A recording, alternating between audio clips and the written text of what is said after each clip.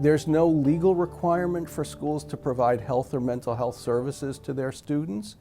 Colleges do it because it's the right thing to do and because it's prudent.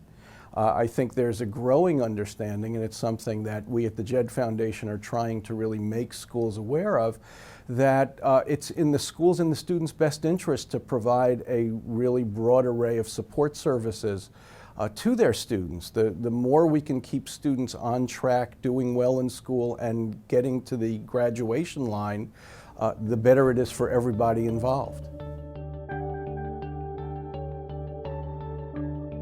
One of the big challenges in providing services is that most schools actually provide these services for free. It's very, very rare for colleges to charge for the mental health services. Of course, students and their parents would say they're charging plenty already, but services are usually provided without extra cost to the students, and that creates a real challenge for the schools to balance the cost and benefit of the range of services they're providing. The other challenge is that in the 18 to 25-year-old age group, many people have had either no experience with health or mental health care. People who've had experiences as teens often haven't had the greatest experiences because they've often actually been forced into treatment or sent to treatment outside of their own will. So getting the people who need treatment into the system is often a very, very significant challenge. And then it's a challenge for the system to have the resources, the personnel, the number of clinicians and visits in order to take care of everybody who needs care.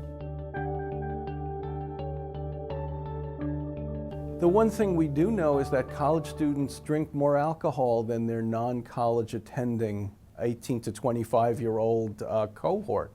So clearly we know that college is a risk factor for increase in alcohol use, and there are a series of problems that are coincident with that, and that does present a serious concern. We know about 1/3 of college students will report an alcohol binge every 2 weeks or so.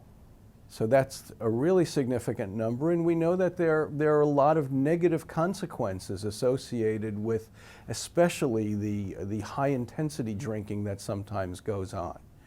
We know that there are fights that occur, obviously car accidents that occur, and unfortunately there's been tremendous concern recently about the increasing awareness around sexual assaults on campus. And we know about 2% of students who drink report that they've had a non-consensual sexual contact in the context of drinking. And while that sounds like a low percentage, the denominator of that fraction, there are about 20 million students in college and about 70% of them drink. 2% of 70% of 20 million is something in the range of 300,000 incidents of non-consensual sexual contact. That's actually a staggering number. Leaving to college, going away to college, especially if you're away from home for the first time, is a period of time of tremendous excitement and opportunity and thrilling challenges and increased freedom. And at the same time, a lot of things are happening. It may be the first time you've actually been or spent time or lived away from home for any significant period of time.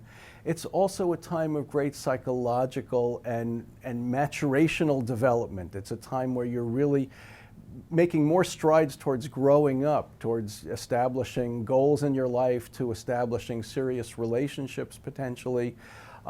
There's a lot happening in your brain, and there's a lot happening outside of you in your life, and a lot of decisions and changes to contend with. There are ways you can prepare yourself for that. Learning about basic life skills, learning how to take care of yourself is one of the things hopefully you'll have an opportunity to do while you're in college, but it's good to come there with some of those skills already in hand. A lot of these challenges can sometimes reflect themselves in increased levels of anxiety or depression.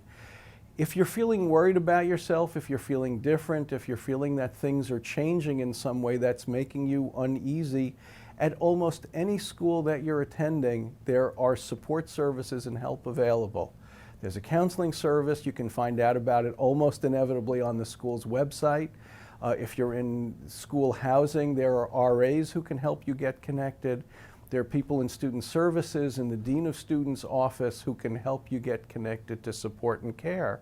So there are a lot of things you can do to learn more about how to handle these challenges, learn how to deal with some of the academic challenges through your academic advisors.